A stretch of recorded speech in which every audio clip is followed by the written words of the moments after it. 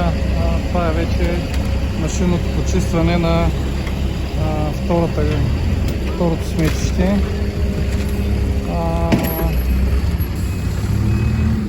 След което процедурата отново е, както казахме, с хора на ръка, като останалите неща, които са по земята, ще бъдат почистени.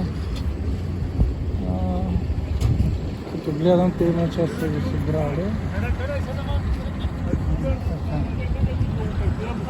Какво няма?